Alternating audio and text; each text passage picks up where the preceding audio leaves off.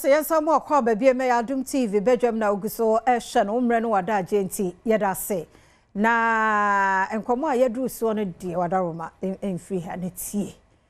na ye nyina na yakasa na oguso a na yakasa na omayo madwen se wonu mu ntie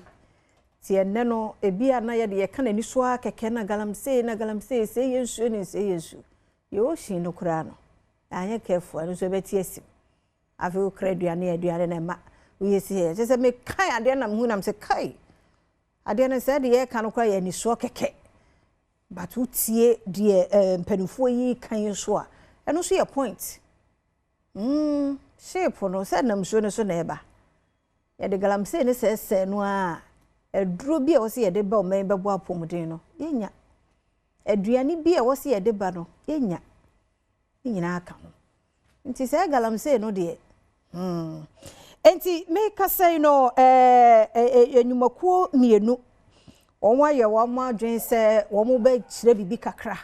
se be ya ye nyina ye beda ye ho eso ye wo democracy hub wo ho ya wo mo march against galamse say ye water bodies no na ye the other group on so a Ghana Maritime Authority one so any nkokuo ahodo bi minhu ye kra bastop boys yi ka ho black rasta no ka ho ne ade a won nyina ka bomu na won amachi atwe adwen esi bibi so say ye ka o ene why adwen say untie because they say abe normal ade achi bi a wote galamse nti aba be normal nti say kuoi ene wo maye ne say wo mo ka bomu no ma boye na say na me ka shipping ne ho ensensemo no sorry yes be 80% of yen trading no dodo no a free nkrofo amanso na ebe yen so ye de bi ye kokoo no e de ya ye de nkrofo amanso ye cashew no ye de nkrofo amanso na ye say galamse yi say ya ye say didi komu be de akọ se ye de ka kwa se be 10 years ni enu tiji se nsuo no aso a na ye befa ti a serious issue eno na nkuo yi mienu aka won ho abomu a enne won mo e kire bibi kakra ni nyina no eye day a ye de si ho World Maritime Day a theme no eye our ocean, our obligation, our opportunity to explore ama brofo no abadodo a problem na menya maso no e wo hase ya wo ba beboa yem pa Mrs. Gertrude Adwoa ohene asienim a obapa emwakwaba asienim ampa udini ya mededodo asienim ono na ya president edema eye Westa na say WISE edine de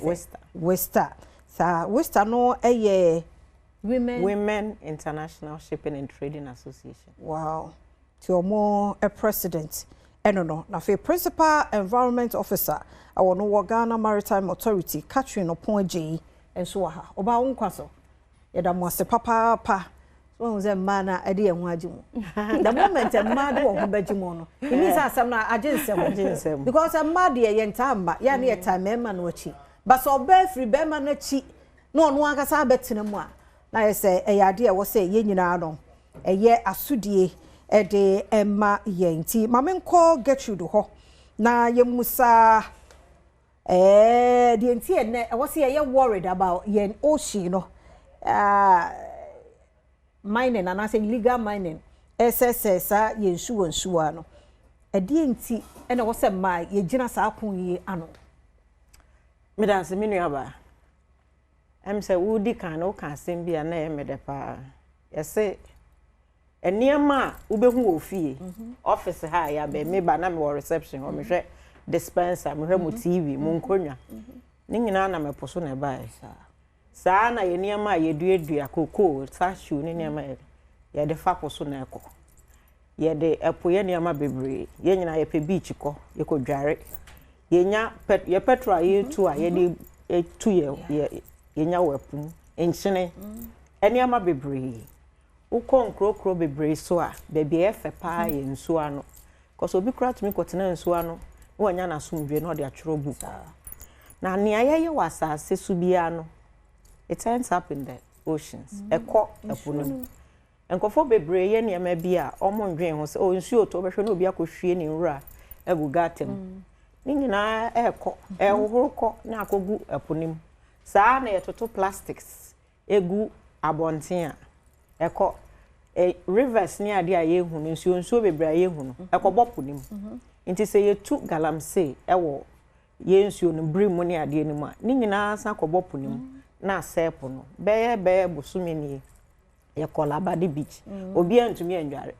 na wako beach na wantumi anware na ne okoye de ye nyina ye tete ho ye nan kra ye mpese nsuo no beka because nsuo na ye time na ne ye de bia plastics bebre ni niema bebre se sa niema nyina ekogu pudima se obie wo sewage na ekogu pudima fish enam na wo eno na obedie ombedie ne yesu akwato ne ayede ni yedi nti no ye indirectly no ya pomuden untu na nse obere ye se what a shock adenti na what a shock akola kitikiti ya na se be mu a na se bi otafracha yare bi a ye nim ba bi efiba sa chemicals ni ni am bebre ya ye tutugu pom nsuo mu a ye dwen se enko ba bi a kopunim ye wi a ni ya san di enam ni niema na ukodware a kakra be ko wanum na wanom na affect our health woniama bebre wo system enye no nkwa na affect nsuo no so ndwumadie bebre aye abobo so it say ship a ede ne ma ebre yen say ship yi propeller na bibi koloke na betumi akosi accident kesi bebre na de how kesi abre ye fishermen yi a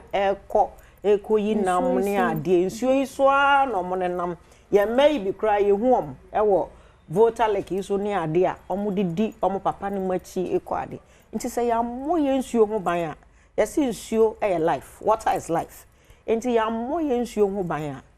ebedum rebe ni ya ho be kire ebe mobo pa so man pa nti anu nti na mai yetu ye ho asim se ene maritime for ye nso ye mamate ye ni se enye rivers ni keke na mo ye mpo nso ye se ye bo ban why are the nti de mamemra principal environment officer no Ghana Maritime ke Catherine opon agi ho aside mutu ye mfo mo ne ye kasa no ne ade no enforcement kwan be na mo faso ya kan kama president akana asemi enforcement no to say I'm say dia menu abedi kan no pollution no ya ade a ha adwen yie enti waka efa baako bi efa baako nso so ye ships na eba no wo mo nso tumi pollute nsuo no because ship no enipa yeso adwuma no omo nso mo generate waste ewo so nti obehu ane so omo nso so omo ato agu nsuo ni mu enti eno so ka enforcement ayeye no ho enti ye monitor ne ya hwe say ships na eba no enwura dodo depending on the nipa dodo a ewo so no enwura sen ana dodo sen enti oba porter say how na aba be yi niema no enti ye wo reception facilities ewo se wo yi wonwura ne de gum eho no de ye nim say ya boa no ye nim ba bia eko sense obeboa no wo ship ne so no wahwie agu eponimu enti ye monitoring ewo ships na de niema no eba no ye wo officers omoko nsuo ne so ye wo yan boats ye de ko nsuo ne so ne ade ekohwe sa niema ni nyina nti yan hwe mfaso de be na wo businessman ana yes nyumeru anu mu a wo mo hwe yen sa be mfaso be pa na wo so se yen nyina yen kamom ne yen protect epo no so pesa obe existed there na just obeka say epo so ni mfaso ma because company bia ni ho a enya mfaso de emfi shipping ana say epo so because any ameka yen if say 80% of niama ye use we ye fie ni baby e na mepo so na eba dia now say every business must be concerned and as I say no ye hwe niama ebema green or blue economy nti niama ebema sustainable shipping nti dia na obetumi aye as a business now we factor in sustainable shipping ye nyina ye jai plastic niama use ni e paper ana ye use niama ebeboa renewable energies niama ebeboa ama ye save epo no nti ye what businesses in kai say so the usika share sustainable shipping one ebeboa ma ye nyina because epo no nyame na boy or say the sea says and he made it into no oboma ye nyina se ye nyusu ni enjama enchirima no mo so meden me yusu into no I was a business bia most of the time we be hwekora businesses no ye recycling e wo office ye wo bin na ye de plastic gum ye wo de paper gum ye wo de aduane gum and so zoom line oba no sesa ye hwe ni nyina afra into no sustainable no ye wo office pe elu abonti into no we all have your responsibility education no ye trim no bia ti nti obia betumi aye ne chefa kakra wa bia o sewage e wo o diet atu gaten kona kosi afafa the right channel eyema me yembeyi sa ye nyina kakra ebetumi abo ama enwuma tumpon se enwuma ntupon a ye manya enwuma nye na yes sa netie nti no eniema ne ba ye maame mu kofa niema na omo so maton obi ene eyi obi ene kraba ni nyina ye enwuma businesses sa edisika ma. And you know, most of the revenues we generate too are from our ports and from shipping. Na ayi NV Esther Oklui. Ya ye hu. Esonfo so pa ye de ebebreye asoman. Ene senti a e wo say. Enkomo aye di nyina obia. Yenya ba ku NV Venture ba ku de say. Ni ye dede. Ene ne ye sensuo ye nyame adom yenya afufure. Esonfo so ne senti a wo se nyina no ye ka bom ye mo ye nsuo yi ehuban. Okay, nti afana ships na omo adwuma a omo die wo nsuo ne so no omo tumi expel oil in their operations. If one so accident, so one say ship bi ni ship bia ko shia collision na ama oil spillage aba. Enti asto klo no na adwuma oil no oil spill response vessel. Say in case say yenya enti ya bibi say sia ye mobilize ya na che say dedicated boat a ye de kwa ye say adwuma no. Ewo eho akade all the capabilities are to me the cleaning insuo no oil no free insuo nani enti ye no so boa e wo sa kwan ne so say the ending kan dada no say yen ye dwumedi a ye di wa asase so a ye de bola ne waste ni ade e ko wie mu no ships ne so wo mu dia o mu so o spill oil wa bra o mu ye o madwuma na say wa bra accident esi wow enti sa ne ma no eno na estoklu no eboa e ma etumi aye do mo se ye nyina ye na still ye says na machire ese no nti ye kwa ne asa besi echi but amaya ba mu ide ebeboa nti West Ghana directly no ede na mo ye de a support GMA as in Ghana Maritime Authority na ye nkomwe etimi akwachiri nti West Ghana ye ne GMA ka bom na watwi mo say ye di World Maritime Day a 3-day program ye sha say ne nti sane ohwe a ya hye ye t-shirt fefe ya ye ho ayefi ye fia pa ye ko manchagbo na ye ko habo ho ne fishermen akokasa fishmongers no ye maame no mo ne ade akokasa about sustainable shipping ne sane ombetumi abo epo ne ho ban sa na ochina nso so ye clean up ewo Mighty Beach na ye be crown ni nyina on Thursday World Maritime Day na ngasa Thursday 25th na nso so ya bodwa kese ye wotema nti no ye leading advocacy say ne nkofo kasa about how to maintain say ne be bo epo ene ye nsuo nyina ho ban na ye tumi de ayeniama papa nsuo eyefe nsuo ma ahoden nsuo ma asomdwe nsuo ma ahoto nti say ebo ye nsuo ho ban a ma pro mu kra nso ye fe say ne na omo ye Olympics say ne France nsuo ye da omu kro mu ya nkofo de ye sport ye nyina ne ani age na ho nti omo sha diving stadium no around you see where the water is baby abeko bia e ho ye fe baby nsuo wo no ma kro mu ye fe nti nsuo de and what's ye didi agro and what's ye map politics ba nsuo maintenance ni nsuo bambo ho what's ye nyina ye de ho gi wo ye ba wo ye bema wo ye akola wo ye penny because e ho hia say apomuden you say pollution in the sea is directly by man nti ya na ye no na ese ye nsuo and then it comes back to help impair on our health nti no say yan hwe ya say biota frache ye hwe ase if you say nyar wa boni ebe say nti yem bebre nti akra ya won de bia me kasa asemi wadi for me nsa etia na ni chese basa chemicals ni niyama bebre enye ne mfom so se ye wo no tu nsuo mu anase bibi enso ne livelihood nyina is around nti ebe better say ye be protect the livelihood fishing those who deal with processing it and others ye be resource omo ye be educate omo no mbetumi agina omo na aso mom no ma protect ye nsuo na man mamemra Catherine ho na ye hwe coastal communities no mo nso enforcement ye o ye gina mu na ho ekosai sabi mpenifo ka se wonsom woni nipa enti ye kwa ye be nyina nipa na a creative problem no enipa nso na be solve enti no na wase yetumi nya obiara on board na coastal communities na nso so mo ye key because wo tinsuo na no na eponeso adwuma na mo ye nsuo no adwuma na wo mo ye enti abre bia o se ye make sure say bibia ye no ye involve yo mo se na be ya efin ya ye ken omo nso so besusu omo niama omo ye no omo behu se epui eno amu ni ye nya enam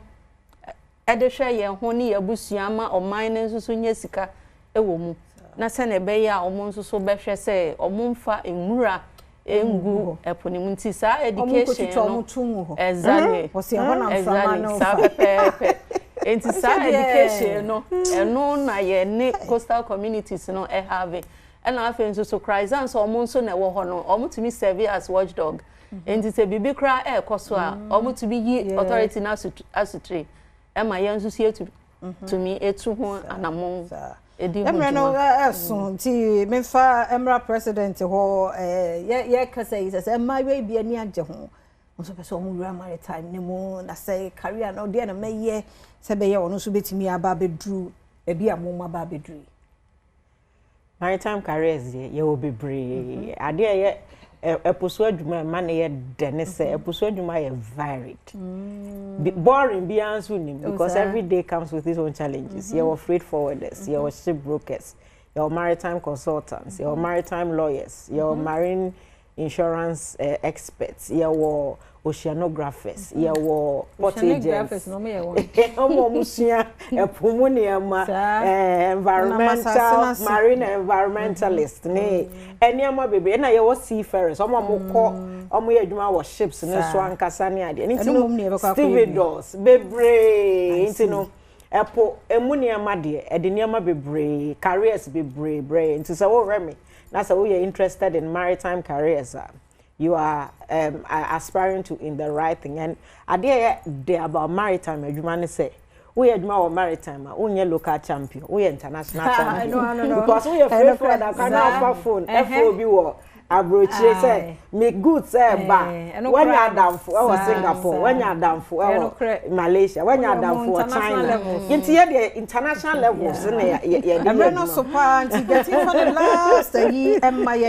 the message na yemfe nkomo yinsi yes message na there very clear said there can evidence na ye nyina ye hu said there ye nsuo any asay ne yare hodo a ekoso evidence no ewo ho nti also ye nyina ye ya sede ne titiru ene companies a ye adwuma ewo industry ni mu no ports de ba shipping ni wona ewo se ye nyina ye kan ye ho bom se wo ba be ye adwuma na ye ma obibi e frɛ no environmental compliance certificate nti ye gi a wo as a business ewo se wo say you are making a commitment not just to ejuma wo ye no but to the whole country so we be bo insuo ne ho ban na say de wo ye nyina na environment e be ye key e wo mu president ye nyina fancy ha next time ye nto be 20 minutes ni by the masepa de mo be kan ejidi ye se Ghana fo ye nyina ye be som na de edu so no ahosepe mambotma ye krado ya wode ahosepe to so ye wie pepepa ye be sa to so na ye de yenkom ye kwaba